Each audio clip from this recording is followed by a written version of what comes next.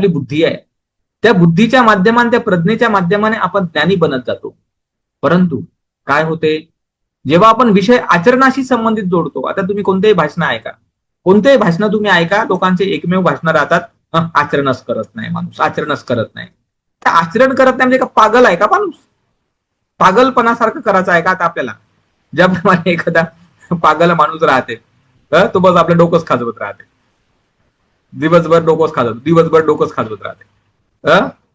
एखादा पागल असला तर तो काहीतरी वस्तू ठेवणे या वस्तू उचलणे, त्या वस्तूंशी काहीतरी करत राहणे, तेच तो करत राहते. मग तसं आपल्याला करायचं आहे का? आचरण करायचं आहे म्हणजे, आचरण करायचं आहे म्हणजे नेमकं करायचं काय आपल्याला? आचरण हे मर्यादित आहे, लिमिटेड आहे. ते तुम्ही तेव्हाच करू शकता जेव्हा कधीतरी तुम्ही कोणाच्या संपर्कात येता. त्याच्या व्यतिरिक्त ते आचरण नंतर काही कामाचं राहत नाही. आणि म्हणून तुम्हाला प्रज्ञावान बनायचं आहे म्हटल्यानंतर हीच तर गोष्ट प्रज्ञापारमिता सूत्रामध्ये तुम्हाला शिकायची आहे की प्रज्ञावान बनणं म्हणजे नेमकं काय आहे. तुम्ही मौन असता आणि तुम्ही बोलत असता. तुम्ही मौन आहे आणि तुम्ही बोलतही आहे. तुम्ही लोकांमध्ये पण आहे आणि तुम्ही एकांतामध्ये आहे. या प्रत्येक सिच्युएशन मध्ये तुम्ही आहात. आणि ते तुमचं जे असणं आहे, तर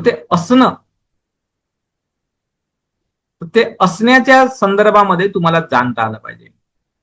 का नेमकं तुमचं मौन असणं काय आहे आणि तुमचं बोलणं काय आहे. लोकांमध्ये असणं काय आहे आणि तुम्हाला एकांतात राहणं काय आहे. जेव्हा की तुम्ही आहात, मग तुमच्या असण्यामध्ये या बाकीच्या विविध गोष्टी, वेगवेगळ्या गोष्टी घडत कशासाठी आहेत. आणि एवढ्या सगळ्या गोष्टी घडत असतानाही जेव्हा तुम्ही डोळे बंद करून स्वतःला पाहता, तर एक प्रकारचं मौन, एक प्रकारची शांती तुमच्या अंतःकरणात तुम्हाला दिसून पडते. प्रत्येकाच्याच, किंवा माझ्याच म्हणून नाही, तुमच्या प्रत्येकांच्याच. तुम्ही पहा, निरीक्षण करा तुमचं स्वतःचं. तुम्हाला असं आढळेल की तुम्ही मौन आहात प्रत्येक जण, तुम्ही शांत आहात प्रत्येक जण. अशांत वगैरे काही नाही आहात तुम्ही अगदी शांत आहात. तुमच्या जीवनामध्ये हजारो म्हणजे घटना आल्या आणि निघून गेल्या. तुमचं वय एवढं मोठं झालं, हजारो घटना आल्या आणि निघून गेल्या. जेव्हा तुम्ही स्वतःला पाहता, तेव्हा तुम्ही वर्तमान क्षणामध्ये पाहता. अशा अनेक घटना, अशा अनेक घडामोडी त्या समयामध्ये, त्यावेळेस तुम्हाला त्रासदायक, तणावकारक होत्या. पण आज त्याच घटना, त्या घडामोडी तुम्हाला आठवत सुद्धा नाहीत, तुम्हाला लक्षात सुद्धा येत नाहीत. पण तेव्हाही तुम्ही जाणतच होते आणि आताही तुम्ही जाणतच असता. तर हे जाणण्याची जी एक क्षमता आपल्यामध्ये आहे, ती एक शून्यता आहे, ते एक स्थिरता आपल्यामध्ये आहे. त्या स्थिरतेला, त्या शून्यतेला जाणण्याचा जो एक प्रकार आहे ना, तो प्रज्ञा असते, तो प्रज्ञेशी संबंधित राहतो. आणि बाकीच्या ज्या डिफरन्शिएट, वेगवेगळ्या प्रकारच्या घटना, वेगवेगळ्या प्रकारच्या गोष्टी आपल्या आयुष्यामध्ये, आपल्या जीवनामध्ये वगैरे जे येतात, तर त्याही गोष्टींना आपल्याला प्रज्ञेच्या माध्यमाने समजून आणि जाणून घ्यावं लागतं. म्हणून प्रज्ञा पारमिता सूत्र हे अतिशय महत्वपूर्ण सूत्र आहे. आणि या सूत्राचा आपण अभ्यास करणं हे आपलं कर्तव्य आहे म्हणा, किंवा मी तर याला म्हणेल की आपलं पुण्य आहे. आपलं हे पुण्य आहे. कारण भगवान तथागतांचं एक वाक्य मला अतिशय आठवतं, आवडतं, आणि आठवलं पण मला आता. भगवान तथागताने एक सूत्र सांगितलेलं आहे, जे अंगुत्तर निकायामध्ये आहे, वेलाम सूत्र. वेलाम सूत्र.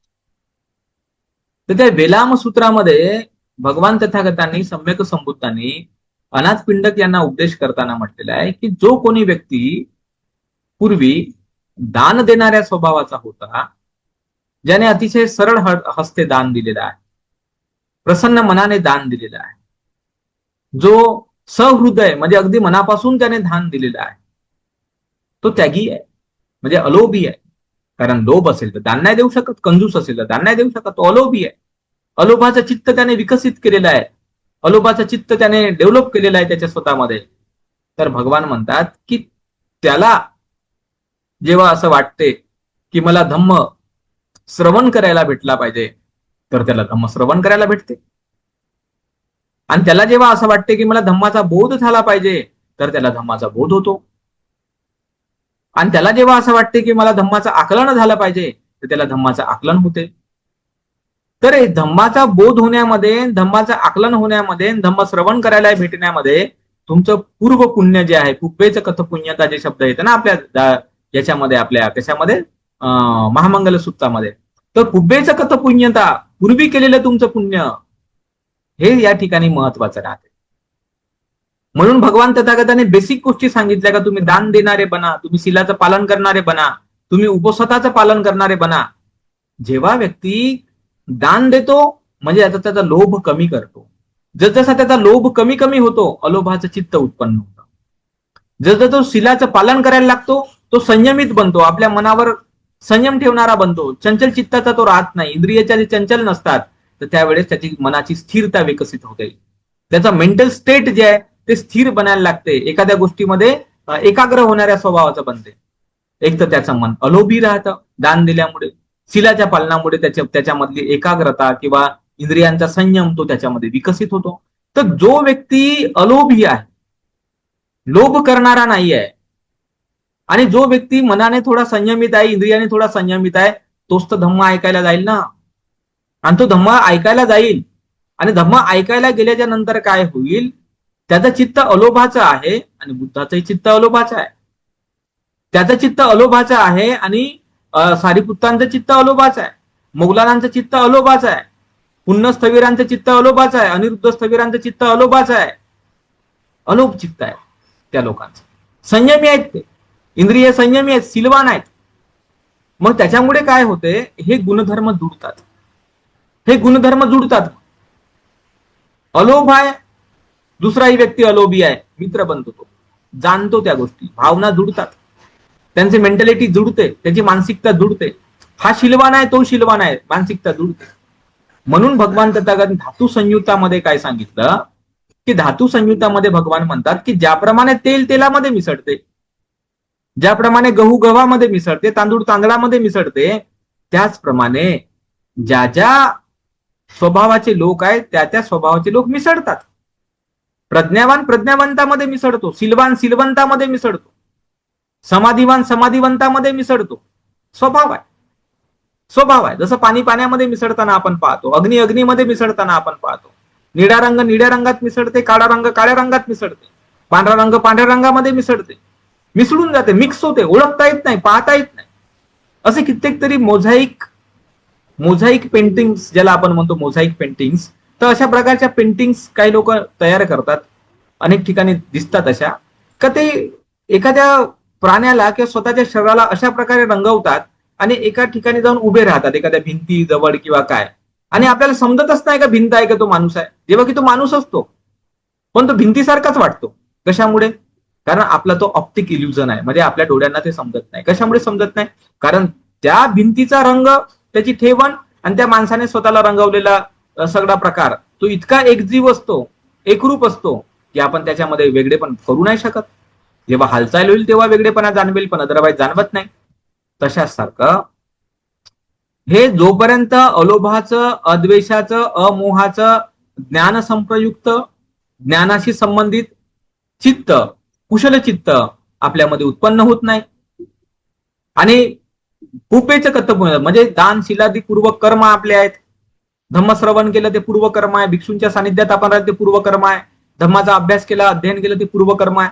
या पूर्व कर्माच्या अनुषंगाने आपलं जे पुण्य आहे किंवा प्रसन्नता आहे किंवा धम्माला जाणण्याची क्षमता आहे, ती आपली विकसित झाल्यानंतरच आपल्याला काय होते, गंभीर सूत्र जे आहे ते लक्षात येतात, समजतात.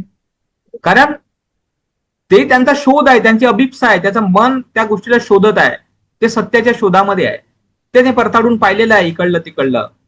म्हणून त्याच्यामुळे आपल्याला प्रज्ञावंत जर बनायचं असेल, तर प्रज्ञेची संबंधित काही सूत्र शिकायचे असतील, तर ते जे कथपुण्यता जे आहे, म्हणजे पूर्वी केलेलं जे पुण्य आहे ते असल्याशिवाय आपल्याला ती लिंक जोडत नाही, धम्माची जोडता येत नाही.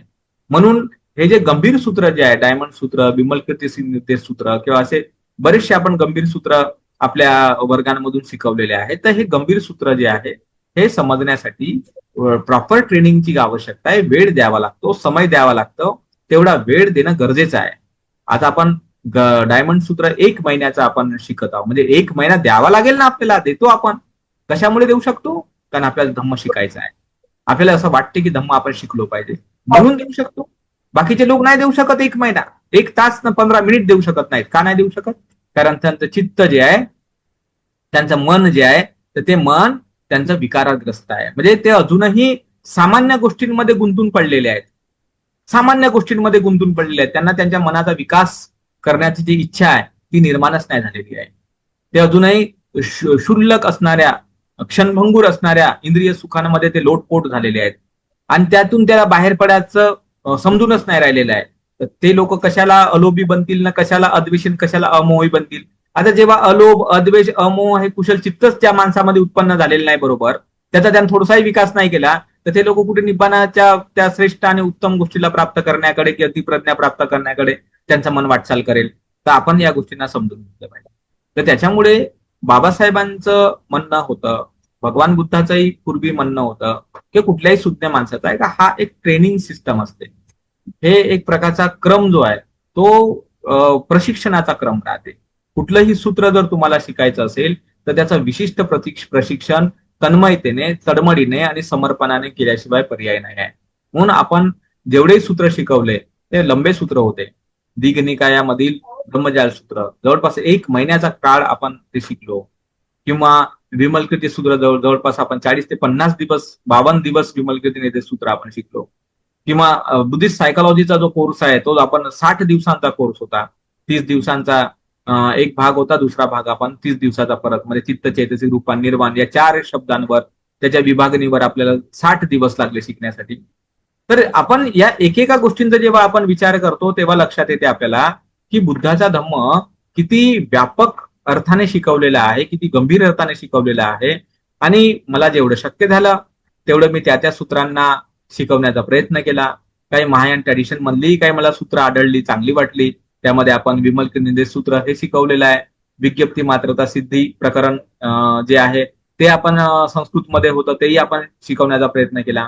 आता हे आपण डायमंड सूत्र जे आहे किंवा प्रज्ञापारमिता सूत्र आहे जे संस्कृत आहे आणि इंग्रजी ट्रान्सलेशन आहे, तर तेही आपण या वर्गामध्ये शिकवण्याचा प्रयत्न करत आहोत की जेणेकरून आपल्याला अधिकाधिक धम्माचं आकलन व्हावं, धम्माचा बोध व्हावा आणि आपल्या आयुष्यामध्ये त्या उत्तम प्रज्ञेला, त्या उत्तम धर्माला आपल्याला जाणता यावं. ज्या उत्तम प्रज्ञेला बोधिसत्वांनी जाणलेला आहे, ज्या उत्तम धर्माला भगवान तथागतांनी जाणलेला आहे, ज्या उत्तम धर्माला प्रत्येक बुद्धांनी, अरहंतांनी जाणलेला आहे, श्रोतापन्न, सकृदागामी, अनागामी जे लोक आहेत त्यांनी जाणलेला आहे.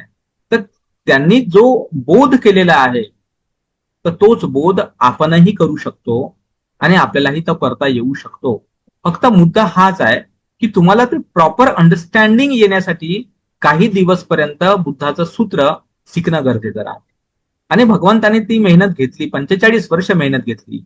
45 वर्ष ते गेले लोकांपर्यंत, त्याने गाथांमधून उपदेश केला, सूत्रांमधून उपदेश केला, त्यांची स्पष्टीकरण दिले, त्या गोष्टी समजावून समजावून सांगितल्या. कारण जोपर्यंत समजावून सांगितलं जात नाही एखाद्या व्यक्तीला तोपर्यंत तो आकलन नाही करू शकत त्या गोष्टींचं. समजावून सांगणं महत्वाचं आहे. अरे आपल्याला त्या छोट्याशा मुलाला समजावून सांगावं लागतं, हा ए आहे बाबा, ए असाली, बी आहे ते बी असाली, बीएटी बॅट होते बाबा, सीएटी कॅट होते. हे आपल्याला लहानच्या बेबीला समजावून सांगावं लागतं. याचा अर्थ स्पष्ट आहे की समजावून सांगितल्याशिवाय कुठलंही ज्ञान मनुष्याला उत्पन्न होऊ शकत नाही. त्याला त्याचं आकलन करावं लागेल. आपण तर समजावून सांगतो, ए लिहि रे बाबा, बी लिहि रे बाबा, हे बरोबर आहे. पण जोपर्यंत तो मुलगा स्वतः आकलन करत नाही, तो त्याच्या डोक्यामध्ये तो विषय स्वतः डेव्हलप करत नाही, तोपर्यंत त्याला ए नाही लिहिता येत, त्याला बी नाही लिहिता येत. आपल्याला सर्वांनाच माहिती आहे की एखादा शिक्षक वर्गामध्ये 40 विद्यार्थी असतात. 40ही विद्यार्थ्यांना एकच प्रकरण शिकवतो, 40ही विद्यार्थ्यांना एकच कविता शिकवतो. पण तरीही त्या 40 विद्यार्थ्यांपैकी एक विद्यार्थी पहिला येतो, कोणी दुसरा येतो, कोणी तिसरा येतो, कोणी एकदम नापास होऊन जातो, कोणाचे ते मार्क अतिशय कमी येऊन जातात. मग त्या टीचरची त्याच्यात काय गलती आहे का? टीचरने जे शिकवायचं आहे ते सर्वांना सारखंच शिकवलेलं आहे. मग गलती कोणाची आहे? आकलन क्षमतेची गलती आहे. का तो विद्यार्थी त्या गोष्टीला कसा आकलन करतो त्याच्यानुसार त्याची गुणवत्ता विकसित होते. म्हणून जबाबदारी शिक्षकांची एवढीच आहे की मार्गदर्शन करणे, शिकवणे. त्याचं आकलन करण्याची जी जबाबदारी आहे ती तर शिष्याची राहते. मग शिष्याची जबाबदारी जरी आकलन करायची असेल, परंतु त्या शिष्याने प्रश्न विचारणे किंवा त्या शिष्याने त्याला अधिकाधिक समजून घ्यायचा प्रयत्न करणे हे जास्त महत्वाचं राहते.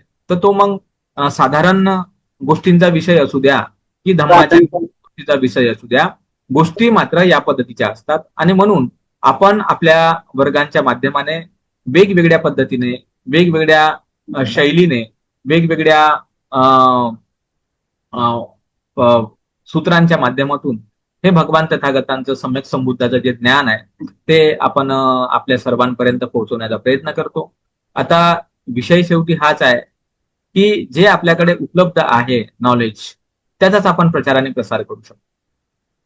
आता ते उपलब्ध असणारं ज्ञान मग कोणत्याही भाषेमध्ये असू द्या, संस्कृत असू द्या, पाली असू द्या, इंग्रजी असू द्या, हिंदी असू द्या, मराठी असू द्या, जर उत्तम आहे, श्रेष्ठ आहे, चांगला आहे, मानवाच्या कल्याणाचा आहे, तर त्याचा प्रचार आणि प्रसार आपण केला पाहिजे आणि त्याचं आकलनही आपण केलं पाहिजे.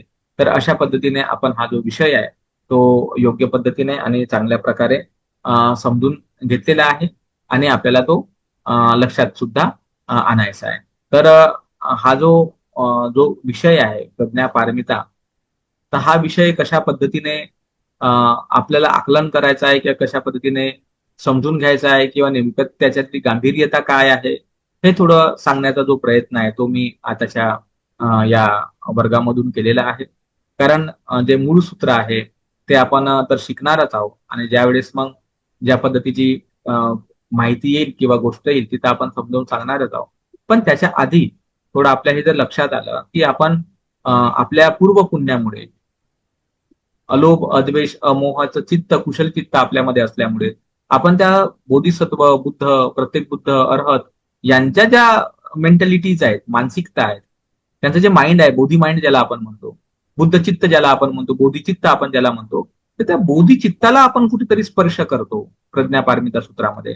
आणि त्याच्यामुळे हे आपल्या पुण्याचं, आपल्या पुण्य असण्याचं हे खरं तर रिझल्ट म्हणा किंवा एक उपलब्धी म्हणा किंवा एक संधी, अपॉर्च्युनिटी आपल्याला या माध्यमाने प्राप्त झालेली आहे.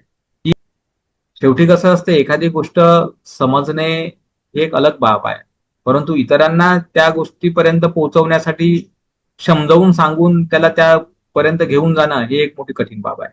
आणि म्हणून बाबासाहेब आंबेडकरांनी सुद्धा 1936च्या काळामध्ये, जेव्हा 1935ला म्हणजे बाबासाहेबांनी घोषणा केली होती का मी हिंदू म्हणून जन्माला आलो पण मी हिंदू म्हणून मरणार नाही, त्याच्यानंतर फार मोठं परिवर्तन आलं होतं. मग वेगवेगळ्या सभा बाबासाहेबांनी घेतल्या. तर त्यावेळेस 1936ला पण एक सभा घेतली होती, त्याचं एक भाषण आहे मुक्ती कोण पथे नावाचं. तर त्या भाषणामध्ये बाबासाहेबांनी म्हटलेलं आहे की धर्मांतर करण्याने आपली परिस्थिती बदलते, हे बरोबर आहे. परंतु बाबासाहेब म्हणतात की ज्याप्रमाणे एखाद्या नावाड्याला पैलतीरावर काही लोकांना नेण्यासाठी जेवढी तयारी करावी लागते, कारण त्या नाव चालवणाऱ्या माणसाच्या हातामध्येच त्या सगळ्या लोकांची जिंदगी आहे. कारण नाव जर उलटून गेली, चालवता नाही आली, तर ते सगळे डुबतात त्याच्यामध्ये, त्या पाण्यामध्ये बुडून मरून जातील लोक.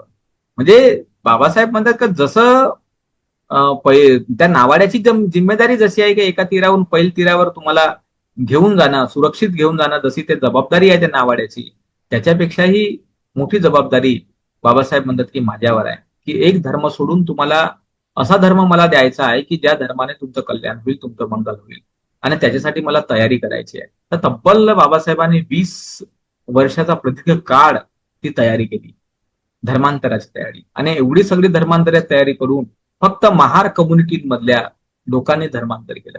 पण त्यावेळेस मांग, भंगी, चांभार किंवा अन्य ज्या काही तत्सम अनुसूचित जातीमधील जाती होत्या किंवा अनुसूचित जनजातीमधील जनजाती होत्या किंवा जरायम पेशा म्हणजे क्रिमिनल ट्राईब्स होत्या, जेही दुःखाने पीडित होते, त्यांना सुद्धा या हिंदुत्वाच्या व्यवस्थेचा चटका बसला होता. पण तरीही त्यांनी बाबासाहेबांवर बिलीव्ह ठेवला नाही आणि त्यांच्या सोबत येऊन त्यांनी त्यावेळेस सामुदायिक धर्मांतर केलं नाही. म्हणजे विचार करण्यासारखी गोष्ट आहे.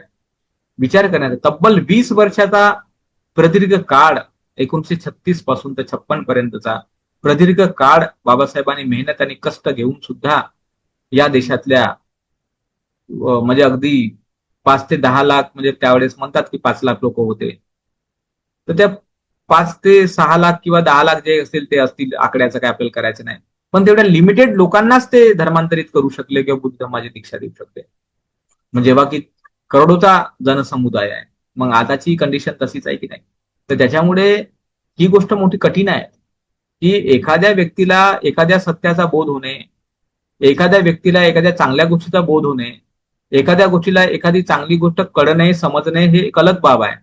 पण त्याला ती चांगली गोष्ट कळलेली आहे, समजलेली आहे, तेही गोष्ट दुसऱ्यांना समजावून सांगणे आणि ते समजावून सांगितल्यानंतर समोरच्याला समजणे आणि तो कन्व्हर्ट होणे, हा मात्र मोठा कठीण काम आहे. आणि म्हणून 1956च्या काळामध्ये बाबासाहेब बोलले होते, जेव्हा लोकांनी म्हटलं का 57च्या निवडणुका आहेत बाबा, निवडणुका आहेत, तर बाबासाहेब निवडणुकांपर्यंत आपण थांबलं पाहिजे धर्मांतरासाठी. तर त्यावेळेस बाबासाहेब म्हणाले की मला निवडणुकांचं काही लेणं देणं नाही आहे. माझं आरोग्य अतिशय ढासळत चाललेलं आहे आणि मला धर्मांतर जास्त महत्वाची बाब आहे. आणि जर जर तुम्ही जर धर्मांतर माझ्यासोबत करू शकत नसाल तर माझी पत्नी म्हणजे माईसाहेब आंबेडकर आणि मी स्वतः डॉक्टर आंबेडकर दोघच जण आम्ही धर्मांतर करून बौद्ध बनवू, पण मला काय तुमचं लेणं देणं नाही आहे. म्हणजे एवढी तडमड, एवढी तडमड बाबासाहेबांनी त्यावेळेस दाखवली होती की मला हिंदू म्हणून नाही मरायचं आहे, मला बौद्ध बनूनच मरायचं आहे. तसं ते 1954ला माईसाहेब आंबेडकर आणि बाबासाहेब यांनी आर्यवंश नावाच्या भंतेजीकडून तर दिल्लीला दीक्षा घेतली होती पर्सनल पातळीवर, जेव्हा त्यांना आपल्या बर्म देशामध्ये वगैरे किंवा बौद्ध राष्ट्रांमध्ये जायचं होतं तेव्हा ते बौद्ध बनूनच गेले होते, त्याच्याबद्दल वाद नाही. पण सामुदायिक धर्मांतरामध्ये का जगजाहीरपणे मी आणि माझी पत्नी बौद्ध बनलो हे जर दाखवायची वेळ आली तर आम्ही दोघं जण बनू, तुमची काही गरज नाही, इथपर्यंत बाबासाहेब बोलले 56ला. 20 वर्ष तब्बल मेहनत कष्ट करून ही वेळ बाबासाहेबांवर बोलण्याची आली म्हणल्यानंतर तुम्ही विचार करू शकता की धम्माचं आकलन करणे किती कठीण काम असेल, किती कठीण काम असेल. बाबासाहेबांच्या सानिध्यात ते लोक राहिले, सोबत ते लोक राहिले, उठले बसले राहिले, पण त्या बाबासाहेबाचा बोधिचित्त त्यांना स्पर्श नाही करू शकले. का त्या माणसाचं बोधिचित्त काय आहे, त्या बोधिचित्ताला त्या लोकांनी स्पर्श नाही केला. सर्वांच्या डोक्यामध्ये फक्त उपभोग होता, सर्वांच्या डोक्यामध्ये फक्त स्वार्थ होता, सर्वांच्या डोक्यामध्ये फक्त त्यांना भौतिक साधन सामुग्री, भौतिक सुख सुविधा यांची लालसा होती. आणि त्याच लालसेपायी ते लोक बाबासाहेबांसोबत जुळले होते. त्यांना असं वाटत होतं की हा माणूस आपल्याला भौतिक सुखसुविधा भेटवून देईल, आरक्षण भेटवेल, नोकरी भेटवून देईल, शिक्षण भेटवून देईल, आम्हाला ऐश आरामाने जगता येईल. आणि त्याच भावनेने लोक बाबासाहेबांसोबत जुळले होते. त्यांना याचं काही लेणं देणं वाटत नव्हतं का धर्मांतर करण्याला काय फायदा होणार आहे. त्यांना माहितच नव्हतं, ते कळलंच नव्हतं बरोबर त्यांना. आणि कळलं नसल्यामुळे 1956च्या नंतर एवढं मोठं धर्मांतर केल्याच्या नंतर सुद्धा अनेक लोकांनी त्यावेळचा रिपब्लिकन पार्टीचा जो पक्ष आहे ज्याचं नावच आहे रिपब्लिकन, तर त्या रिपब्लिकन जे बाबासाहेबाला लोकशाही अभिप्रेत होती किंवा रिपब्लिकन हा भाव अभिप्रेत होता त्याला सोडून देऊन दुसऱ्या ठिकाणी लोक चालले गेले. म्हणजे त्यांना बाबासाहेबाचा ध्येय समजला नव्हता बरोबर, की या देशामध्ये बाबासाहेबांनी कितीदा सांगितलं का बुद्धिझम वर्सेस ब्राह्मणिझमचा संघर्ष आहे, म्हणजे शुद्धता वर्सेस अशुद्धतेचा संघर्ष आहे, सत्य वर्सेस असत्याचा संघर्ष आहे, तुम्हाला बोधिचित्त वर्सेस माराचं चित्त याचा संघर्ष आहे, तुम्हाला ज्याला आपण नैष्कर्म्याचं चित्त विरुद्ध कामरागाचा चित्त याचा तो संघर्ष आहे. हा सगळा चित्तांचा संघर्ष आहे, चित्तांचा प्रपंच आहे. आणि बाबासाहेबांनी त्या बोधिचित्ताने जाण्यासाठी अलोभ अद्वेष अमोह जे ज्ञान संप्रयुक्त गोष्टी आहेत त्याच्याकडे लोकांना नेण्याचा विचार केला.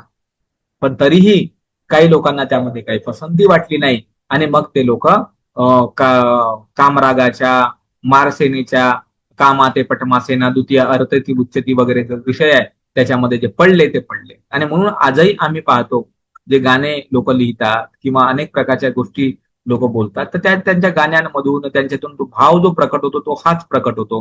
व्हीआयपी राहणं, व्हीआयपी खाणं, खाणं खाणं खाण्याबद्दल त्या लोकांना मजा वाटत आहे खाण्याबद्दल.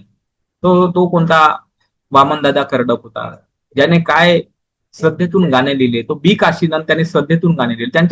त्यांच्यात जी एक श्रद्धा होती त्या बोधिचित्ताप्रती, त्या शिलाप्रती, त्या पंचशिलाप्रती, त्या बुद्धाकडे घेऊन जाण्याप्रती, तर ती श्रद्धा तो विश्वास लोकांमध्ये राहिला नाही. कारण काय, तर हा धम्माचा जो सूक्ष्म धर्म आहे प्रज्ञा पारमितेचा धर्म, तर तो धर्म लोकांनी बरोबर समजावून नाही सांगितला, शिकवला नाही.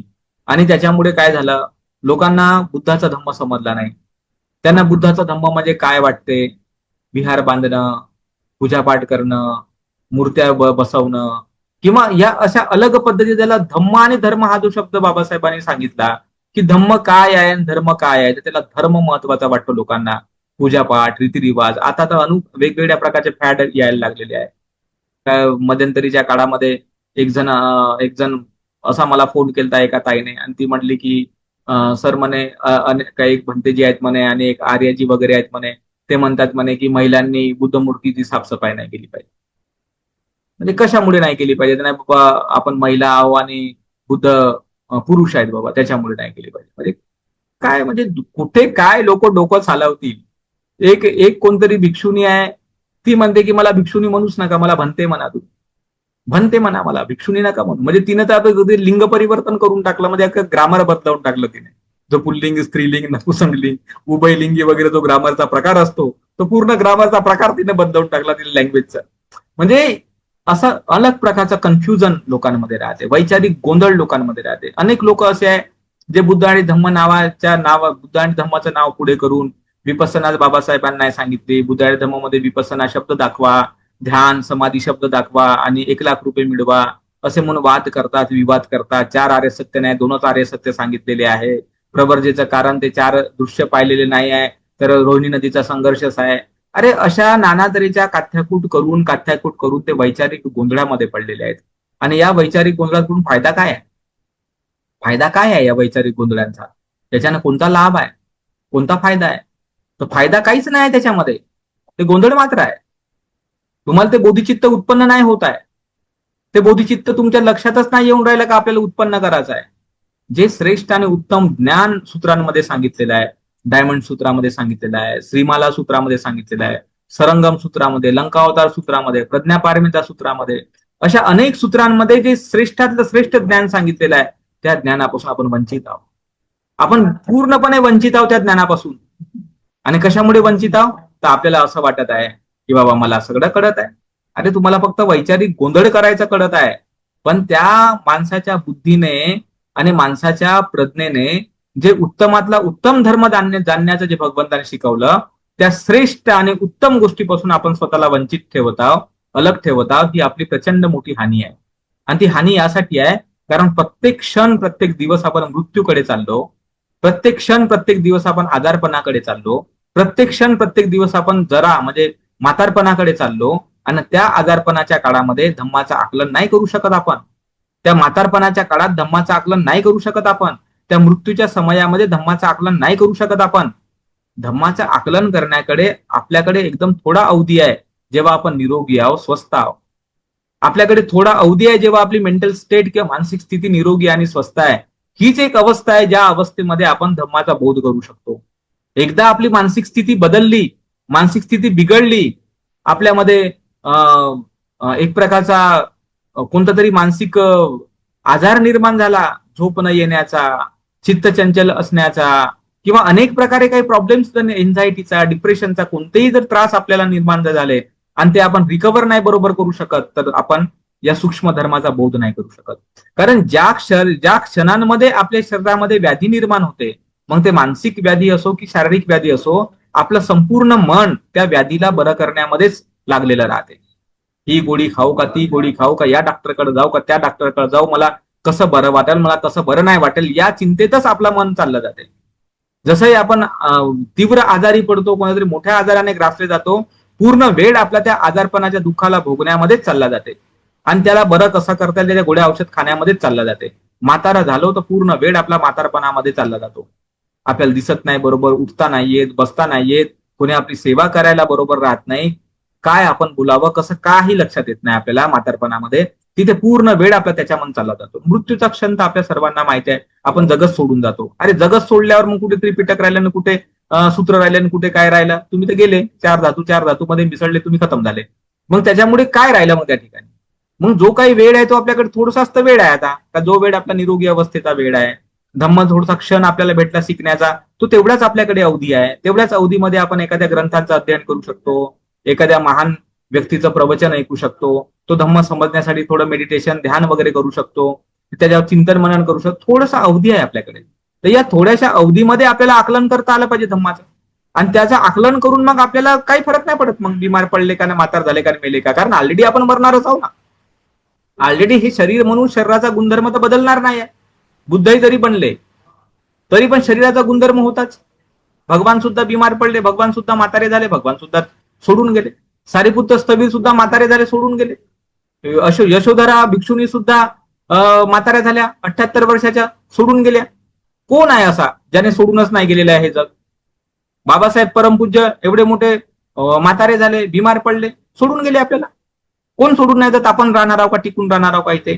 पण त्यांनी जो बोध करून घेतला होता तो बोध तर टिकून आहे ना आता. म्हणून तर भगवान बुद्ध म्हणतात ना की संतं धम्मं, म्हणजे हा जो संतांचा धम्म आहे न जीरती, तो जीर्ण होत नाही म्हणतात. बघा बरं, कबीरांचा धर्म जीर्ण झाला का? तुकारामाचा धर्म जीर्ण झाला का? आपल्या गुरु नानकाचा धर्म जीर्ण झाला का? बुद्धाचा धर्म, सारीपुत्ताचा धर्म, बाबासाहेब धर्म जीर्ण झाला का? नाही झाला जीर्ण. आजही तो तितकाच ताजा तवाना आहे, आजही तो तितकाच फ्रेश आहे, इतकाच फ्रेश. जेव्हा त्यावेळेस जसा सांगितला होता तसाच तो आजही ताजा तवानाच आहे. आजही कबीराचा दोहा तुम्ही कोणताही म्हणा, हा, कबीराचा दोहा तुम्ही कोणताही जरी म्हटला तरी तो कबीराचा दोहा जेव्हा तुम्ही ऐकत राहता किंवा ऐकता, तो आजही तुम्हाला तितकाच ताजा तवाना, फ्रेश, आणि असं वाटते का तो आताही लागूच होणार आहे, आताही तो तेवढाच पवित्र आहे. किती मोठा काळ लोटून गेला तरी तो पवित्रच आहे. म्हणून म्हटले भगवान संतं धम्मं, संतांचा जो धम्म आहे, संतस्थ धम्मं न जीरती, का संतांचा धम्म जीर्ण होत नाही. आणि म्हणून आपण हे जाणलं पाहिजे की तो जो संतांचा धर्म आहे, जो जीर्ण होत नाही, जो मरत नाही, तो आपल्याला जाणा लागेल की नाही? तो आपल्याला जाणणं आवश्यक आहे की नाही? आणि तो आपल्याला जाणायचा जर असेल, तो जर आपल्याला समजून घ्यायचा असेल, तर आपल्याला हे जे डायमंड सूत्र सारखे सूत्र आहे ते शिकावे लागतात.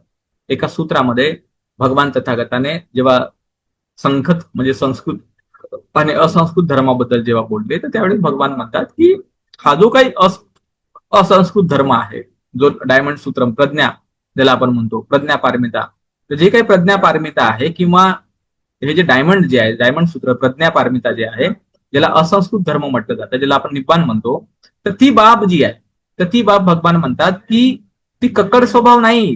पृथ्वीचा जो गुणधर्म आहे तो त्याच्यात नाही, पृथ्वीचा गुणधर्म त्याच्यामध्ये नाही, जलाचा गुणधर्म त्याच्यात नाही, तेजाचा गुणधर्म त्याच्यात नाही, वायूचाही गुणधर्म त्याच्यामध्ये नाही. आणि म्हणून हीच बाब भगवद्गीतेमध्ये काय केलेली आहे, सांगितलेली आहे. हीच बाब सांगितली त्या माणसाने भगवद्गीतेमध्ये. म्हणून बाबासाहेब आंबेडकर म्हणतात की भगवद्गीतेने बहुतांश बुद्ध धर्मातल्या गाथांची कॉपी केली म्हणतात, आणि कॉपी केलीच. जे बुद्धं शरणं गच्छामी, धम्मं शरणं गच्छामी, संघं शरणं गच्छामी मध्ये बुद्धाला एक महत्व दिलं जात होतं, कृष्णाने स्वतःला महत्व दिलं का तुम्ही मला शरण या, मीच परमेश्वराव, अशा प्रकारची भूमिका दिली. जी जी गोष्ट निर्वाणाबद्दल किंवा असंस्कृत धर्माबद्दल भगवान बुद्धाने सांगितलेली आहे सूत्रांमध्ये, तीच गोष्ट सेम आत्म्याच्या बाबतीमध्ये श्रीकृष्णाने सांगितलेली आहे की आत्मा जडत नाही, आत्मा भिजत नाही, आत्म्याला मातीनं तुम्ही असं गाडू शकत नाही, आत्म्याला तुम्ही हवेनं उडवू शकत नाही. या प्रकारची गोष्ट आत्मतत्वाच्या बाबतीमध्ये निर्माण केली. म्हणजे हा जो काय आत्मा, हा जो काय ब्रह्म, हा जो काय ईश्वर, या आधारावर जो ब्राह्मणांचा धर्म आधारलेला होता, ते शब्द त्यांनी तसेच ठेवले, पण त्या शब्दांना जो अर्थ आहे तो संपूर्ण बुद्ध धर्मातल्या तत्वांचा दिला. हे अद्वैत सिद्धांत जे आहे, अद्वैतचा अर्थ काय होतो? अद्वैत, जिथे द्वैत नाही, जिथे दुविधा नाही, अशी अवस्था ती केवळ बुद्ध धर्मामध्ये आहे. विमल कीर्ती निर्देश सूत्रामध्ये ती गोष्ट अतिशय क्लिअरली समजावून सांगितलेली आहे की द्वैत काय आहे आणि अद्वैत काय आहे. तोच अद्वैताचा सिद्धांत या शंकराचार्याने चोरला. चोर लोक आहेत हे, आणि चोरला, आणि चोरल्याच्या नंतर त्याला ब्रह्म, सत्यम, जगत मिथ्या या पद्धतीने त्याला प्रेझेंट केलं.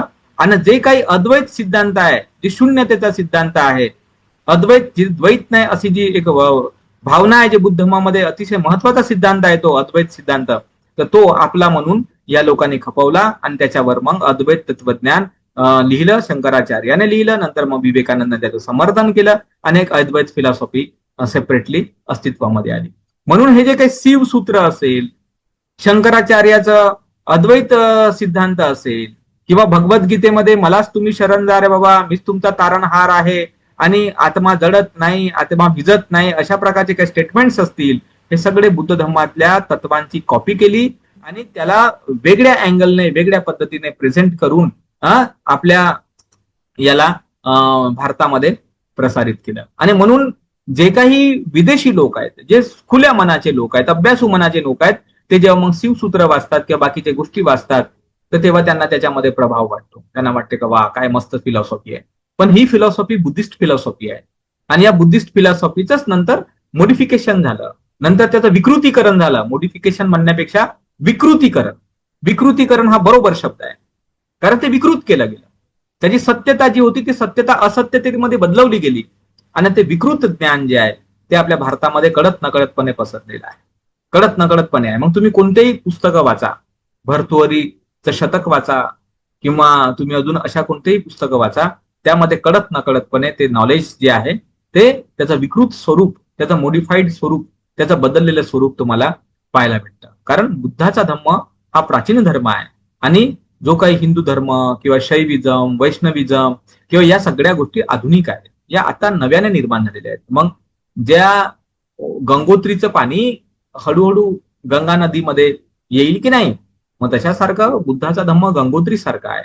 तो उगम आहे, तो उत्पाद आहे बोधिचित्ताचा किंवा बोधीच्या तत्वज्ञानाचा. आणि तेच तत्वज्ञान जेव्हा झरत झरत खाली खाली असं येत गेलं तेव्हा त्याच्यामध्ये वेगवेगळ्या प्रकारचे चांगले आणि वाईट जे प्रवाह आहेत, ज्याप्रमाणे एखादी नदी उगवताना शुद्ध उगवते, परंतु जसं ते गावांमधून गेल्यावर कधी त्याचं पाणी गढूळही होऊन जातं, कधी स्वच्छही होतं, तिचा आकार कधी कधी वाढतो, कधी लोक त्याच्यामध्ये शी करतात, सू करतात, कोणी आंघोळ करतात, कोणी कपडे धुतात, अलग अलग पद्धतीचं त्या नदीचं वैभव राहते, पण शेवटी ती समुद्राला जाऊन भेटते. तशासारखं बुद्धाच्या धम्माच्या बाबतीमध्येही झालेलं आहे. बुद्धाचा धम्म हा शुद्ध आहे, पवित्र आहे. तो ब्रह्मजाल आपल्या प्रज्ञापारमिता सूत्रामध्ये किंवा अशा सूत्रांमध्ये आलेला आहे तो शुद्ध धर्म. परंतु तो शुद्ध धर्म जेव्हा वेगवेगळ्या लोकांनी ऍक्सेप्ट केला, वेगवेगळ्या प्रकारे त्याचं मोडिफिकेशन केलं, वेगवेगळ्या प्रकारे त्याचं विकृतीकरण केलं, त्याच्यामध्ये आपलं काहीतरी टाकलं, त्याच्या बुद्धधर्मातनं काढून दुसरीकडे फेकून दिलं, या सगळ्या प्रक्रियेमध्ये तो कुठेतरी काय झाला, त्या नदीसारखा झाला. कोणी आंघोळच करत आहे, कोणी कपडेच धुत आहे, कोणी सिसूस करत आहे, कोणी बैल धुत आहे, कोणी गाया धुत आहे, आणि ते पाणी अशुद्ध होत आहे, खराब होत आहे. पण शेवटी तर पाणी पाणीच आहे ना बाबा, गंगा नदीचंच ते पाणी आहे, शुद्धच पाणी आहे. मग जो जाणकार माणूस आहे, जाणकार माणूस आहे, हंसक्षीर माणूस आहे, तो मग त्या गोष्टीला बरोबर जाणते.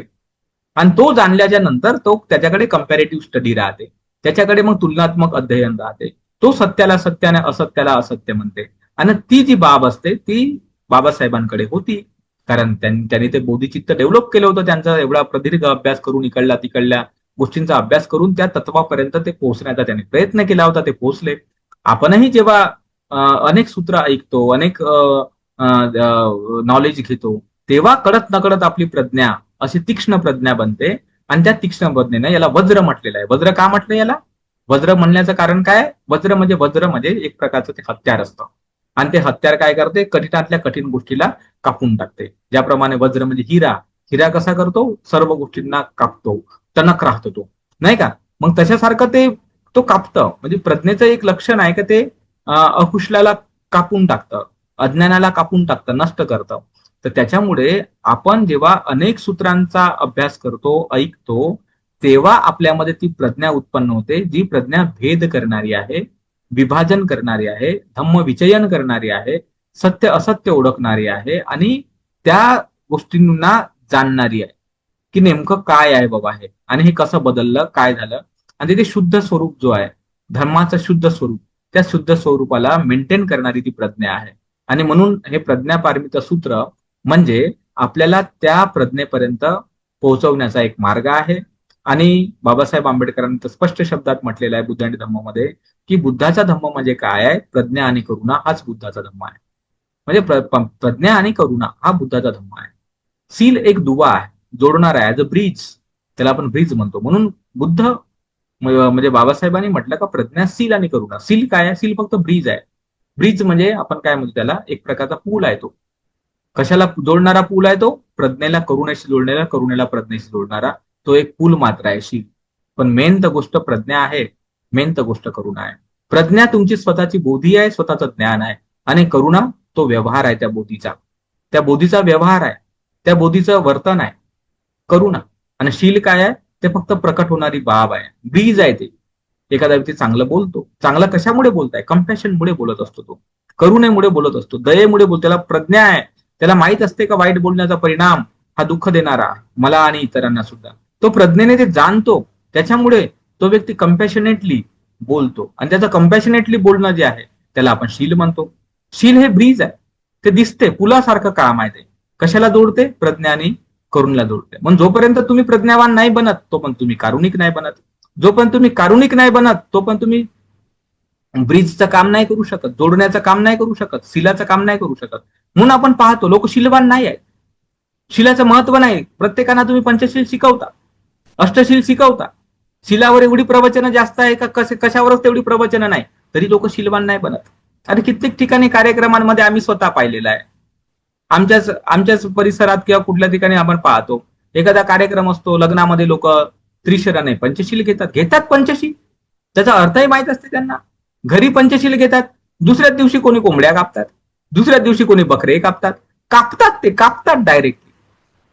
ते काय बाबा ऑलरेडी कापून ठेवलेलं आहे बाबा, ते तुम्ही आणावं खावं एवढी समजदारी त्यांच्यामध्ये नाही आहे. प्राणी हत्या करतात ते. बरेचसे लोक त्याचे ते दारूही पिणारे असतात. म्हणजे इकडे पंचशील घेतलंही त्याने सुरामेरे वज्रप्रमाद ठाणा वेरमणे, आणि दुसऱ्या दिवशी फंक्शन आहे, कार्यक्रमाच्या त्या ठिकाणी ते मड्डीही लावतात, दारूही लावतात. कोणी खर्राय खातायत, कोणी गुटखाही खाताय, कोणी तंबाखूही खाताय. काही त्यांचं लक्ष नाही त्या गोष्टींकडे. मग कशामुळे नाही आहे लक्ष? आपण तर शील देतच आहोत त्यांना. मग काऊन शीलवान नाही बनत आहेत ते? कारण त्यांच्याकडे प्रज्ञा नाही आहे आणि त्यांच्याकडे करुणा नाही आहे. दोन्ही गोष्टी नाही त्यांच्याकडे. ते प्रज्ञाही नाही आणि ते करुणाही नाही. प्रज्ञा नाही म्हणजे करुणा नाही. हे एकाच दोन बाजू आहेत. प्रज्ञा आणि करुणा यांना तुम्ही वेगळं वेगळं नाही करू शकत. प्रज्ञा ही बोधी आहे, करुणा हा व्यवहार आहे. बस एवढाच फरक आहे त्याच्यात, दुसरा काही फरक नाही आहे. ज्याप्रमाणे सूर्य आहे आणि सूर्याचा प्रकाश आहे, त्याची उष्णता आहे, त्या उष्णतेला सूर्यापासून अलग करता येत. आता तुम्ही करू शकत नाही. एखादं फूल आहे, फुलाची सुगंध आहे, फुलाचा रंग आहे, त्या रंगाला त्या सुगंधाला त्या फुलापासून तुम्हाला अलग नाही करता येत. ते करू शकत नाही आपण. तशासारखं जो व्यक्ती प्रज्ञावान आहे तो व्यक्ती कारुणिक आहे. जो व्यक्ती कारुणिक आहे तो व्यक्ती प्रज्ञावान आहे. करुणा आणि प्रज्ञा हे एकमेकांमध्ये मिक्स असलेली गोष्ट आहे. फक्त त्याचा ब्रिज करण्याचं काम शील करते, सदाचरण करते. आपण सदाचरणाला पाहतो, पण सदाचरण नाटकी पण असू शकते. जर बरेचसे पॉलिटिशियन लोक तुम्हाला म्हणतात मी घर बांधून देतो म्हणतात, तुम्हाला म्हणतात ही योजना देतो, ती योजना देतो. अरे त्या पॉलिटिशियन माणसाचा पगार तरी किती राहते? एवढा मोठा पगार आहे का? कलेक्टरचा पगार जास्त आहे त्याच्यापेक्षा. मग तरी तो पॉलिटिशियन काऊन बनत आहे? एवढे एवढे एवढे करोडोचे म्हणजे पैसे का खर्च करताय निवडणुकीवर? तुमचं कल्याण करासाठी करत आहे का स्वतःच्या कल्याण करासाठी करत आहे? कोणत्याही पॉलिटिक्स मध्ये गेलेले लोक स्वतःच्या शाळा काढतात, स्वतःच्या हॉस्टेल्स काढतात, स्वतःच्या कंपन्या काढतात, स्वतःचं काहीतरी करतात. तुमचं काय करतात? कुठे करुणा आहे त्यांना? दिसताना तर दिसत आहे, दान देत आहेत बाबा, ही योजना राबवत आहेत, हे कल्याण करत आहेत, पण कम्पॅशन नाही आहे ना ते त्यांची. शील नाही ना त्यांचं ते, कारण ते प्रज्ञावान नाही आहेत. त्यांना समजलेलंच नाही जीवनामध्ये कल्याण करण्याची भूमिका त्यांच्या मनामध्ये नाही. फक्त ते नाटक आहे. कशामुळे नाटक आहे? कारण त्यांना माहित आहे का असं चांगलं बनण्याचं नाटक करायचं. नाटक करण्याचे दोन फायदे होतात. त्यापैकी पहिला फायदा हा आहे की ते नाटक केल्यामुळे दुसरे प्रभावित होतात. त्यांना वाटते का वा वा किती चांगला माणूस आहे. आणि दुसरा फायदा हा आहे की आपण चांगलं नसून सुद्धा चांगलं भासवू शकतो आणि आपल्याला लपून चोरून चुकीचे कामं करायला मोकळीक असते. आपण चुकीचे कामं करत राहतो, आपल्याला काही लेनदेन नाही, लपून चोरून चुकीचे कामं करतो, फ्रॉड करतो, व्यभिचार करतो, काय करायचं ते करतो, फक्त समोरून दाखवतो आम्ही चांगले आहोत म्हणून. हा पाखंडीपणा निर्माण होण्यासाठी चांगल्यापणाचं नाटक करणं सोपं आहे. पण प्रॅक्टिकली चांगलं होणं ही गोष्ट डिफरंट आहे आणि अलग आहे, आणि ते प्रज्ञेशिवाय होत नाही. जोपर्यंत तुम्हाला सत्य धम्माचं ज्ञान होत नाही तोपर्यंत व्यक्ती हा चांगुलपणाने वागण्याची शक्यता नाही. तो चांगुलपणाने तेव्हाच वागेल कारण त्याच्यामध्ये प्रज्ञा निर्माण होते, तेव्हा त्याच्यामध्ये कंपॅशन किंवा करुणा निर्माण होते, आणि त्याच्या करुणेमुळे तो व्यक्ती दानही देतो, शिलाचं पालन करतो. हे सगळे गुणधर्म त्याच्यामध्ये मग विकसित व्हायला लागतात. त्याला असं वाटतं की नाही आपण काहीतरी मार्ग काढला पाहिजे, आणि काढते मार्ग माणूस. प्रज्ञावान व्यक्तीचा दिमाग अलग राहतो, तो अलगच राहतो. आम्ही माझं स्वतःचं जीवन मी पाहतच आहोत, मला माहितच आहे काय त्याच्यामध्ये अतिशयोक्ती वगैरे काही नाही. आणि माझ्याकडे काय आहे? माझ्याकडे ऍक्च्युली काहीच नाही आहे. फक्त माझ्याकडे प्रज्ञा आहे, माझ्याकडे थोडी कम्पॅशनेट हार्ट आहे. ते डेव्हलप झालं माझ्यामध्ये. डेव्हलप झालं पण एवढ्या कमी खर्चामध्ये. मी एवढी पुस्तकं प्रकाशित करतो, लोकांपर्यंत वाटतो, अनेक लोकांना माझी पुस्तकं मोफत देतो, मार्गदर्शन मोफत देतो. कितीतरी लोक माझ्याकडून वेगवेगळ्या प्रकारचं मार्गदर्शन प्राप्त करत राहतात.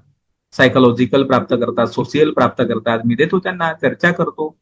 वागणं बोलणं तर चांगलं आहेच आपलं, हर प्रकारे हेल्प करतो. हे एवढे सगळे आपण रोजच्या जीवनामध्ये चालता फिरता उठता बसता हे कुशल कर्म जे करू शकतो ते कशामुळे करू शकतो? कारण आपण काही प्रत्येक वेळी कॉन्शियस राहिल्यामुळे नाही करू शकत राहत. आपल्यात ती प्रज्ञा विकसित झाल्यामुळे, ती कम्पॅशनेट आपला हार्ट विकसित झाल्यामुळे काय होते, आपलं रोजमर्राचं जीवन हे चांगलं बनून जाते, एकदम चांगलं बनून जाते, पवित्र बनून जाते. आपल्याला काही ते पवित्रता ओढून ताणून आचरणात आणावी लागत नाही. ओढून ताणून आचरणाचा विषय ना, तो तुमचा स्वभावच बनतो एक प्रकारे. ज्याप्रमाणे फुलाचं उदाहरण दिलं, ज्या प्रकारे मी एखाद्या दिव्याचं उदाहरण दिलं, त्या दिव्याला त्याचा कुठला प्रकाश आणावा लागत नाही, त्या फुलाला कुठला सुगंध आणि त्याचं सौंदर्य आणावं लागत नाही. ज्या अर्थी ते फुल आहे त्या अर्थी सौंदर्य आणि त्याच्यासोबत आलेली गोष्ट आहे. तसारखं प्रज्ञावान ज्या क्षणामध्ये तुम्ही बनता, तर त्या क्षणामध्येच तुमच्यामध्ये करुणा, दया, प्रेम, मैत्री जे काही सद्गुण आहेत, तर ते ऑटोमॅटिकली त्या प्रज्ञेचं अनुसरण करतात. आणि म्हणून भगवान तथागताने म्हणलं, पඤ्या पसत्ता लोकस्मी, का या जगामध्ये प्रज्ञा श्रेष्ठ आहे. कशामुळे प्रज्ञा श्रेष्ठ आहे? कारण सगळे धर्म प्रज्ञेचं अनुगमन करतात. आणि म्हणून बाबासाहेबांनी म्हणजे म्हणून भगवान तथागताने म्हटलेलं आहे की Pragya Paramita is the mother of Buddha, की प्रज्ञा पारमिता हेच बुद्धांची माता आहे, बुद्धांची माता आहे, बुद्धांची जननी आहे प्रज्ञा पारमिता. म्हणजे प्रज्ञेचे सर्व धर्म अनुकरण करतात. कारण काय? तर प्रज्ञा हीच जननी आहे, सद्गुणांची जननी आहे, ही बुद्धत्वाची जननी आहे. आणि एवढं मोठं प्रज्ञा नावाची गोष्ट उत्तम आणि श्रेष्ठ बुद्ध धर्मामध्ये असून सुद्धा त्या गोष्टीकडे आपला भर नाही, किंवा त्या गोष्टी आपण कधी शिकवत नाही, त्यावर कधी संभाषण करत नाही प्रवचनांमध्ये किंवा सांगत नाही. तर यापेक्षा तर कमजोरीचा विषय तर दुसरा कोणताच नाही. कारण जे भगवंताचं मूलभूत ज्ञान आहे तेच जर आपण लोकांना देत नसू किंवा त्यांना प्रशिक्षित करत नसू, तर आपण धर्माचा प्रचार आणि प्रसार काय करणार? आणि म्हणून माझं जे एक पुस्तक आहे, भिक्षू आणि उपासक नातेसंबंध, त्या ठिकाणी मी एक वाक्य लिहिलं होतं एका भिक्षूंचं, जपानीज भिक्षू आहे त्यांचं, का teaching Buddhism without enlightenment is killing Buddhism, असं ते वाक्य आहे. का तुम्ही बोध न प्राप्त करता, प्रज्ञा प्राप्त न करता जर बुद्ध धर्म शिकवत असाल, तर तुम्ही बुद्ध धर्माचा प्रचार आणि प्रसार नाही करत, तर तुम्ही बुद्ध धर्माला नष्ट करता, बुद्ध धर्माला किल करता. तर आज आपण पाहतो का हु आर किलिंग बुद्धिझम, कोण आहेत जे बुद्ध धर्माला खतम करत आहेत? तर ते जे काही दिसतात आपल्याला तथाकथित धम्मप्रचारक लोक, तेच तर बुद्ध धर्माला खतम करत आहेत. कारण सर्वात जास्त वादविवाद, सर्वात जास्त शंका कुशंका, सर्वात जास्त वैचारिक गोंधळ कोणत्या लोकांमध्ये आहे? अरे याच लोकांमध्ये जे धम्मप्रचारक स्वतःला म्हणत आहेत. एक जण म्हणते अगरबत्ती मेणबत्ती लावू नका, धागा बांधू नका, दुसरा म्हणते धागा बांधा, मेणबत्ती लावा, एक म्हणते विपसना करू नका, एक म्हणते विपसना करा, एक म्हणते बुद्ध आणि धम्मामध्ये ध्यान समाधी वगैरे काही नाही, त्याच्यामुळे ते करण्याची गरज नाही, एक मध्ये 2च आर्य सत्य आहे, दुसरा मध्ये 4 आर्य सत्य आहे. हे म्हणजे बेसिक गोंधळ जे दिसत आहेत कोणामध्ये आहेत? सामान्य माणसांमध्ये हे गोंधळ नाही आहेत. हे त्या शिकल्या सवरलेल्या धम्माचा प्रचार करतो म्हणणाऱ्या लोकांमध्येच गोंधळ आहे. जे बुद्ध विहारांमध्ये भांडणं आहेत ते कोणामध्ये भांडणं आहेत? वैचारिक जाऊ द्या, पण पदाची भांडणं कोणामध्ये आहे? का मी अध्यक्ष बनलो पाहिजे, मी सचिव बनलो पाहिजे, मी अध्यक्ष नाही बनलो पाहिजे, मी सचिव नाही बनलो, कोणामध्ये आहे? हे भाषण देणारे लोक आहे बुद्धमावर, बाबासाहेबावर, त्याच तर लोकांमध्ये प्रॉब्लेम आहेत. त्याच लोकांमध्ये प्रॉब्लेम आहेत का नाही? विहारांमध्ये ज्या कमिट्या आहेत त्या कमिट्यांमध्ये जी भांडणं आहे, ते कोणाची भांडणं आहेत? अज्ञानी लोकांची आहेत, अडाणी लोकांची. ते दूर राहतात बिचारे, त्याच्यामध्ये आम्हाला काय समजत नाही बाबा म्हणतात, ते दूर राहतात. ते मग जे पुढाकार घेऊन काम करणारे, जे अभ्यासक आहे, पुस्तकं वाचे लोक आहे, भाषण देय लोक आहेत, त्याच तर लोकांची ती भांडणं आहेत की नाही? म्हणजे विचार करण्यासारखी गोष्ट आहे की विदाऊट एनलायटनमेंट, तुम्ही एनलायटनमेंट प्राप्त न करता जर बुद्ध धर्म शिकवत असाल, तर तुम्ही बुद्ध धर्माचा प्रचार आणि प्रसार नाही करत, तुम्ही बुद्ध धर्माला नष्ट करता, बुद्ध धर्माला तुम्ही खतम करता. कारण जो बुद्ध धर्म मैत्री शिकवतो त्या ठिकाणी तुम्ही द्वेषाचं प्रदर्शन करता, ज्या ठिकाणी बुद्ध धर्म शिलाचं ज्ञान देतो त्या ठिकाणी तुम्ही दुश्शीलतेचं प्रदर्शन करता, ज्या ठिकाणी बुद्ध धर्म तुम्हाला शांतीचा उपदेश करते त्या ठिकाणी तुम्ही अशांती प्रदर्शित करता, ज्या ठिकाणी बुद्ध तुम्हाला करुणा शिकवत आहे त्या ठिकाणी तुम्ही एकमेकांच्या कुरघोड्या करण्यावर लक्ष देता. मग काय बुद्धाचा धम्म तुम्ही शिकवता आणि काय बुद्धाचा धम्म तुम्ही शिकता? कारण त्याचा बेसिक जे तत्व आहे प्रज्ञा, तेच तुम्ही संपादन नाही केलं, त्याच्यासाठी कधी वेळ दिला नाही. ते कशी प्रज्ञा संपादन होते बाबा, ते शिकण्याचा कधी प्रयत्न केला नाही. तर त्याच्यामुळे प्रज्ञा पारमिता सूत्राशिवाय दुसरा चांगला पर्याय नाही आहे आपल्याकडे धम्माचा बोध करण्याचा. आणि म्हणून प्रज्ञा पारमिता सूत्र आपण याच्यासाठी शिकवणं सुरू केलं किंवा घेतलं की जेणेकरून आपल्याला धम्माचा बोध व्हावा आणि धम्माच्या त्या सूक्ष्मतेला आपल्याला समजावं. तर ठीक आहे, आपण या ठिकाणी थांबायला काही हरकत नाही. मला वाटते आपला वेळ या ठिकाणी झालेलाच आहे. तर या ठिकाणी आपण थांबूया आणि जर कोणाला काही शंका असेल तुम्ही विचारू शकता, अदरवाईज आपल्याला थांबायला काही हरकत नाही या ठिकाणी. नमो बुद्धाय आचार्यजी. हा, नमो बुद्धाय मारतोडीजी, बोला. सर मला वाटतंय आपला म्हणजे जे मी आता 2 एक वर्ष झालं, 2-3 वर्ष झालं मला वाटतं आपल्याशी जुडलो आहोत. तर या पूर्ण या दरम्यान ही जी देशना आहे आजची, ही सर्वोत्तम देशना आहे माझ्या दृष्टीने. आणि मला वाटतं की बहुतेक पार्टिसिपंट माझ्याशी सहमत असतील. तर ही देशना सर व्हायरल करा तुम्ही, म्हणजे युट्यूबवर टाका. फारच सुंदर आहे. एवढी सुंदर देशना मी आतापर्यंत ऐकली नाही. आणि हे प्रॅक्टिकल आहे. पूर्ण जे जे काय सांगितलं तुम्ही सगळ्याच्या सगळं प्रॅक्टिकल आहे. आम्ही पाहतो की ते म्हणजे पाहूनच राहिलो ते एवढं 30 वर्षापासून किती वादविवाद आणि किती, आणि त्याच्यातून किती गुजरलो आम्ही. सगळं म्हणजे अगदी प्रॅक्टिकल आहे. तर हे लोकांनी जाणलं पाहिजे. ऍक्च्युली काय आहे, आणि ते पूर्ण भिक्षूचा जे जे उदाहरण दिले तुम्ही 100% बरोबर अगदी बरोबर आहे, प्रॅक्टिकल आहे. तर आता आम्ही युट्यूबवर तुमचेच व्हिडिओ पाहतो, इतरांची व्हिडिओ नाही पाहत. आणि इतरांचे पाहिलं तर त्या भिक्षूच्या पायामध्ये फुलं टाकतात. लोकही जबाबदार आहेत या गोष्टी करता. ते रस्त्यामध्ये त्याच्या म्हणजे सन्मान द्या तुम्ही लोकांना, पण अशा प्रकारे असं सन्मान देता की ते एकदम काय म्हणतात त्याला, अंधश्रद्धा, म्हणजे विश्वास अशा प्रकारे वाटतं. आणि आता तुम्ही ते 1956 मध्ये जेव्हा आपली 2500वी बुद्धाची जयंती झाली होती, तिथे सगळेच्या सगळे ब्राह्मण लोक होते. कोण होते आपले त्यांना नेपाळमध्ये जेव्हा बाबासाहेबांना बोलवलं तर नेहरू त्यांना अध्यक्ष नाही करू शकले असतं त्याचे. कारण की त्यांच्या जेवढे ब्राह्मणिक लोक आहेत त्यांचे दृष्टिकोन फारच वेगळे आहेत. आणि जेवढं साहित्य त्या दरम्यान निर्माण झालं त्या पुस्तकात घेतलं त्यांनी. एक इंग्रजीमध्ये आहे आणि एक हिंदीमध्ये आहे. पूर्णच्या पूर्ण कोणी त्रिपाठी आहेत ना, कोणी पाठक आहेत, लेखक कोणी जोशी आहेत. याच्या व्यतिरिक्त कोणी दुसरा लेखकच नाहीये. तर पूर्ण भारतामध्ये भेटलाच नाही लेखक. तिथे मध्य प्रदेशमध्ये जी युनिव्हर्सिटी बुद्धिझम शिकवते, सगळं एकदम एकदम अंधश्रद्धा शिकवते पूर्ण.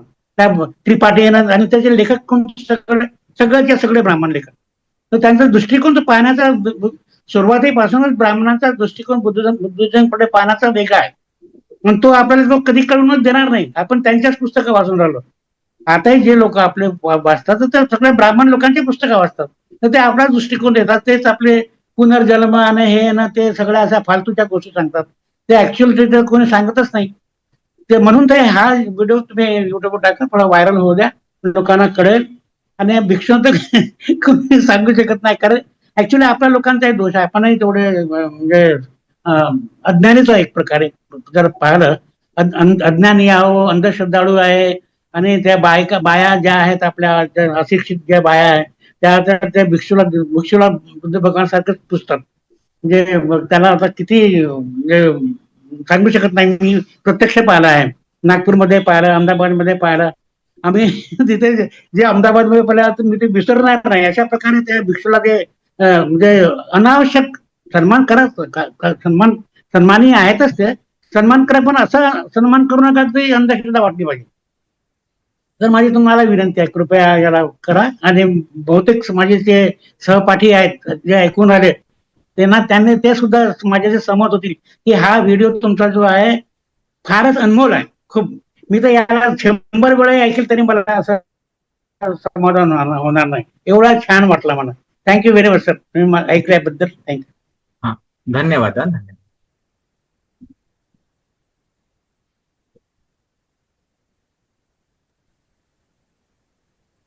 जय भीम सर, गायकवाड बोलतोय. जय भीम, जय भीम. बोला ना, बोला काय. हा, मारतोडे सर जे बोलले त्याच्याशी मी सहमत आहे आणि साधुवाद पण करतो. आणि आपलं आजचं जे प्रवचन सुरू झालं, तर काही क्षणासाठी तरी प्रवचनाच्या माध्यमातून मन 15 ते 20 मिनिटं प्रक्षुब्ध झालं, शांत झालं. म्हणजे प्रवचनाच्या माध्यमातून ती एक छोटीशी अनुभूती मला आली. म्हणजे श्रवण करताना जी अनुभूती येते तर ते म्हणजे चांगल्या चित्ताने जर ग्रहण केली तर त्याची जो अनुभव आहे तो लगेचच भेटतो. असा एक अनुभव मला आलेला आहे. आणि त्या मध्यंतरी मी मालवणला फिरायला गेलो होतो कोकणामध्ये. तर अरबी समुद्रात 35 किलोमीटर आम्ही आतमध्ये पॉइंट बघायला गेलो. तर त्या होडीमध्ये आम्ही जर बसलेलो होतो ना, तर त्या होडीमध्ये बसल्याच्या नंतर आमच्या अंगामध्ये जॅकेट त्या नावाडीने काय घासले नाहीत. त्या होडीला फक्त एक बॅलन्स म्हणून सपोर्टर होता. लाट जरी आली तर ती बोट काय डागडूग म्हणजे हालत नव्हती, काय नव्हती, फक्त खालीवर व्हायची. परंतु नावडे आम्हाला एक गोष्ट सांगायचा, भाऊ कोणी घाबरू नका म्हणे, तुमच्या पाठीशी मी आहे आणि आपल्या नावेला एक बॅलन्स आहे म्हणे. लाट जरी आली तरी आपली बोट काय डागडूग म्हणजे उलटणार नाही, त्यामुळे तुम्ही चिंता करू नका. तर मी या माध्यमातून हेच म्हणेन सर, की आज प्रज्ञा पारमितांचा आपला जो क्लास आहे आणि या क्लासमधील सर्व वरिष्ठ बंधू भगिनी आहेत, आम्ही सगळेजण म्हणजे सत्य काय आहे हे तुमच्या माध्यमातून आम्ही ऐकायचं काम करतो. आणि तीच लालसा आहे आम्हाला, की सत्यच भेटत नाही कुठं. म्हणजे युट्यूबला अनेक भंतेजींचं प्रवचन ऐकतो, ते वेगळं चमत्कारिक दिशेला घेऊन जाणाऱ्या गोष्टी असतात त्याच्यामध्ये.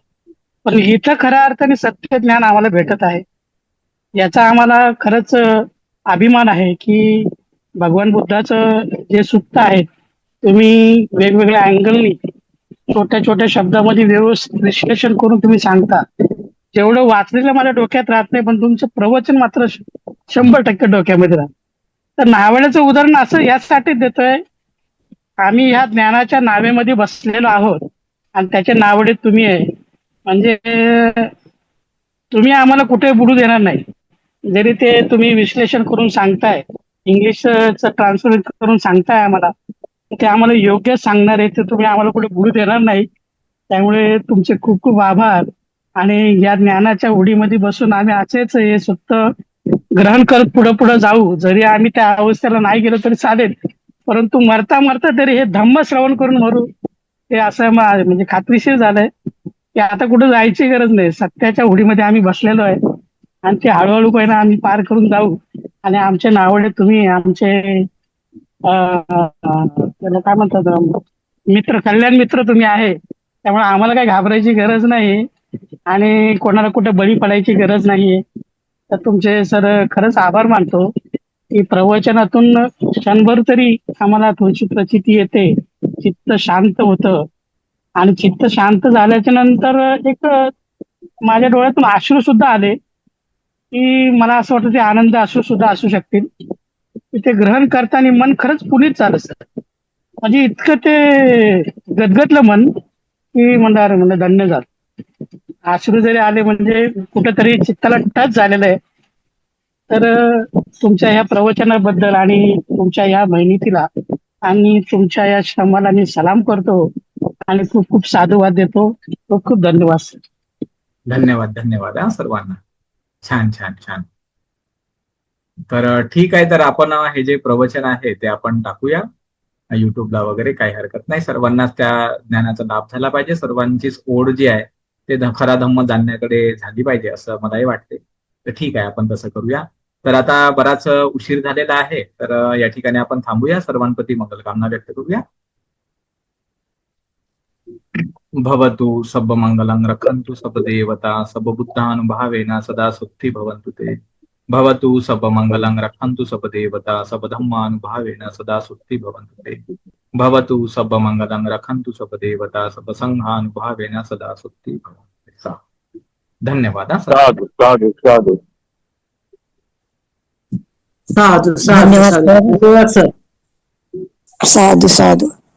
नमो बुद्धाय सर. हा, साधू साधू साधू. नमो बुद्धाय. धन्यवाद सर. सर नमो बुद्धाय. धन्यवाद सर्वांना.